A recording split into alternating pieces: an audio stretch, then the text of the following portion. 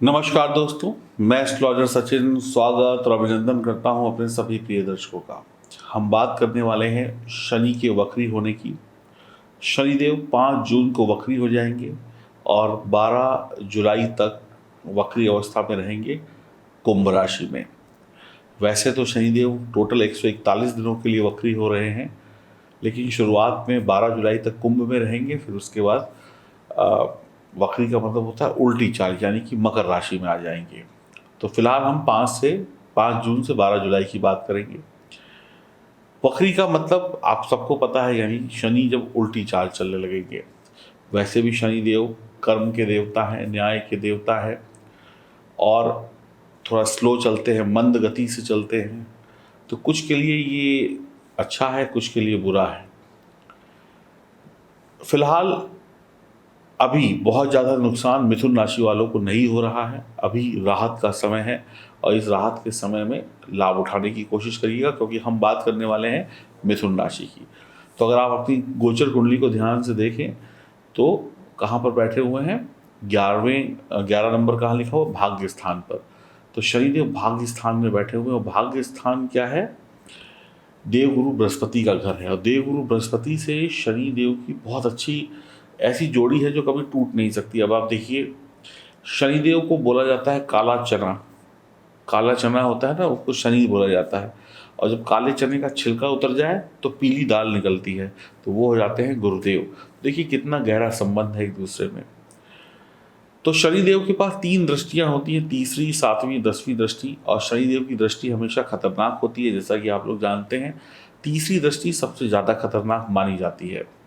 तो गुरु और शनि का जो आपसी संबंध है वो बेहतरीन है, तो बहुत ज़्यादा नुकसान नहीं देते हैं यहाँ पर शनिदेव। शनि 9वें भाव में वक्री होकर आपके भाग्य को थोड़ा सा सपोर्ट करेंगे, तो यानी कि आपको बहुत चिंता करने की आवश्यकता नहीं है। बृहस्पति के घर में शनि है और गुरु और शनि दोनों में ज्ञान है, अनुशासन है, धर्म के प्रति झुकाव है। शनि भी धर्म के प्रति झुकाव देते हैं, गुरु भी धर्म के प्रति झुकाव देते हैं। बस फर्क इतना है कि शनि जो है वो डीप स्टडी कराते हैं, बहुत गहराई में जाकर। तो शनिदेव जो है आपको कोई किसी नई बीमारी को का जन्म नहीं होने देंगे। यहाँ पर कोई इंसान के शरीर में कोई नई बीमारी नहीं आ सकती। आप लोग मिथुन राशि के हैं, आप यानी स्वस्थ रहेंगे। जो पुरानी बीमारियां हैं उनसे ही आप लड़ेंगे, उन्हीं का समाधान करेंगे। किसी नई मुसीबत नहीं आने वाली है। कोई भी पुरानी बीमारी है तो उसको ठीक होने में थोड़ा सा वक्त लग सकता है। दवाई चलती रहेगी, धीरे धीरे स्लो स्लो रहेगा। एकदम से उसको ये मत सोचिएगा कि आज दवाई खाई और कल सब सही हो गया। स्लो चलेगा मामला, लेकिन नया कुछ नहीं होगा, ये बहुत अच्छी बात है। लेकिन सेहत को लेकर लापरवाही आपको बिल्कुल भी नहीं करनी है। इसका मतलब ये नहीं कि नया नहीं आ रहा है तो फिर कुछ भी उल्टा सीधा करें। सावधानी बहुत रखिएगा। शनिदेव की तीसरी दृष्टि 11वें भाव पर होगी, तो दोस्तों यारों से, छोटे भाई बहनों से थोड़े से वाद विवाद हो सकते हैं, थोड़ी सी तू मैं हो सकती है, और हो सकता है कि आपके विचार उनसे ना मिलें। तो हो सकता है कि आपका काम करने का तरीका अपने सहकर्मियों जैसा ना हो। आपके बॉस कहते होंगे इस काम को ऐसे करो, आप कहेंगे नहीं मैं तो ऐसे कर लूँगा। यानी काम तो होगा, पहुँचना एक ही मंजिल पर है, बस आप कहेंगे मैं ऐसे नहीं जाऊँगा, मैं तो ऐसे जाऊँगा। तो इन सब चीज़ों को लेकर आपके दोस्तों यारों से, परिवार के सदस्यों से, आपके बॉस से आपके थोड़े से मतभेद हो सकते हैं। हाँ, कई बार ये भी देखा गया है कि आप कोई गलत तरीका अपना लेते हैं, यानी कि जिसमें कोई बुराई होती है, तो उसके लिए आपको सावधान किया जाता है और आप सुनते नहीं हैं, तो फिर झगड़ों में बात बदल जाती है, मतभेद में बदल जाती है। व्यापार वैसे ही चलेगा जैसा चल रहा था, आप जैसा आप चला रहे हैं ऑलरेडी वैसे ही चलेगा, न कम न ज़्यादा। भाइयों से अनबन संभव है, मित्रों से धोखेबाजी संभव है, मित्र आपको चीट कर सकते हैं। कई बार आप अपने जीवन साथी पर भी यहाँ पर शक कर सकते हैं, यानी कि आपके दिमाग में अपने जीवन साथी के प्रति शक की सुई घूम सकती है, और शक जो है वो रिश्तों को खराब करता है। आप मुंह से कुछ नहीं बोलेंगे, लेकिन दिमाग में शक की सुई चल सकती है। कामकाज के सिलसिले में आपकी यात्राएं हो सकती हैं, लेकिन यात्राएं बहुत सोच समझ कर ही करिएगा। बहुत आवश्यक हो तो यात्रा करें, वरना ना करें। कामकाज के सिलसिले में शराब, मांसाहार का त्याग आपको अवश्य करना होगा।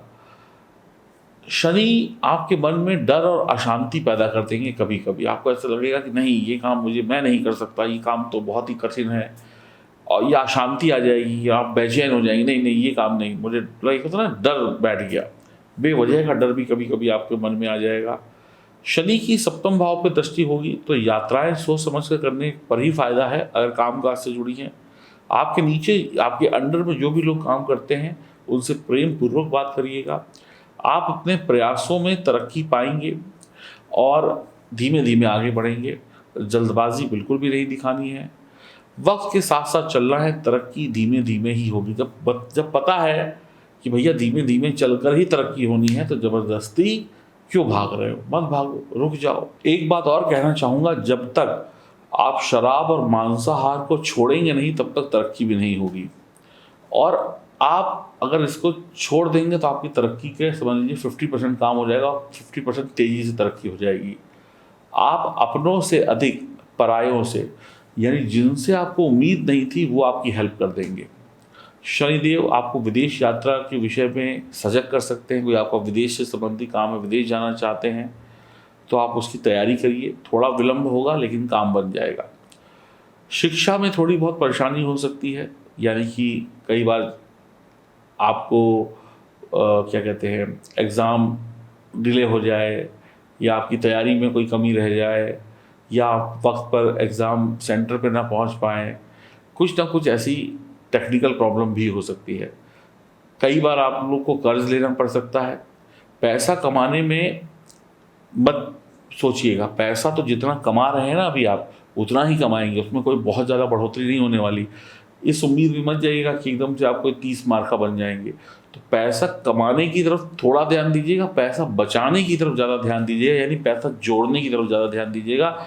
जो कमा रहे हैं वो तो कमाइए, लेकिन जो कमाया हुआ है उसको मत गंवाइए, यानी बुरी आदतों में, रिश्तों में खराबी लाकर, या फालतू की यात्राएं कर कर, फिर आप फालतू के चीज़ों में पैसा लगाकर पैसे की बर्बादी मत करिएगा। फिर ये लाइन रिपीट कर रहा हूँ आपके लिए, पैसा कमाने में तो दिमाग लगाइए, लेकिन पैसा जोड़ने या पैसा बचाने में ज़्यादा दिमाग लगाइए।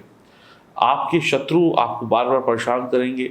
शनि संबंधी चीज़ों का प्रयोग या खरीदारी बिल्कुल भी ना करें। अब शनि संबंधी चीज़ें क्या होती हैं, जैसे जूता, चप्पल, चमड़े के बैग या लोहे की चीज़ें, इनकी खरीदारी मत करिएगा। शनिदेव आपको आंतों की प्रॉब्लम दे सकते हैं, जोड़ों का दर्द दे सकते हैं, हड्डी संबंधी परेशानी दे सकते हैं यहाँ पर। अब आप कहेंगे कि अभी शुरुआत में बोला कि कोई नई बीमारी नहीं आएगी, लेकिन ये वो बीमारियां होंगी जो आपके अंदर चल रही होंगी, उसमें आपको थोड़ी सी तकलीफ बढ़ सकती है। नया कुछ नहीं होगा, पुरानी में ही कई बार तकलीफें बढ़ जाती हैं।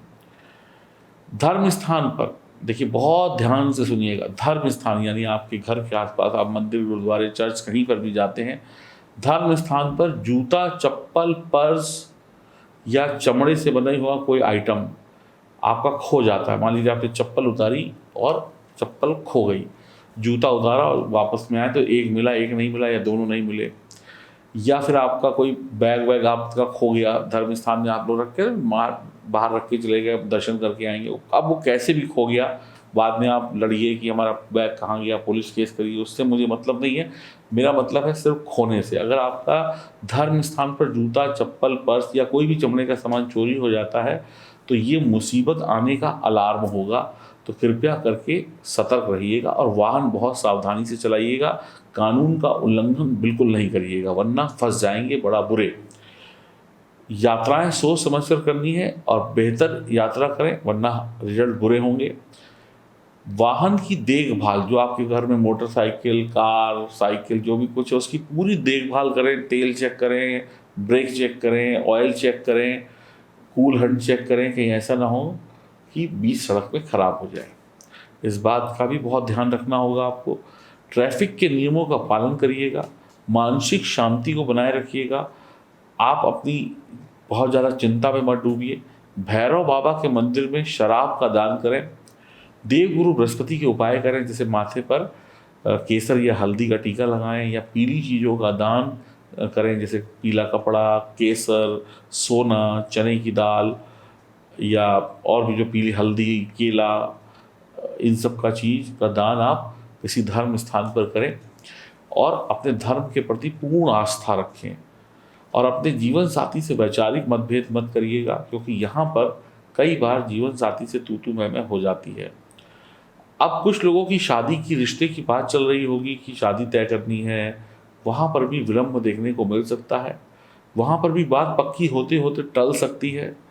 हो सकता है कि कुछ दिनों के लिए पक्की हो जाए, 10 दिन, मतलब आज आपसे कोई मिला, उस बात सब कुछ अच्छी लगी, 3 दिन बाद आप लोगों ने मुंह जवानी बात पक्की कर ली, लेकिन 10 दिन बाद लड़का लड़की के विचार मैच नहीं खाए और चीज़ें खत्म हो गई। ऐसी संभावनाएं भी दिखाई पड़ती हैं।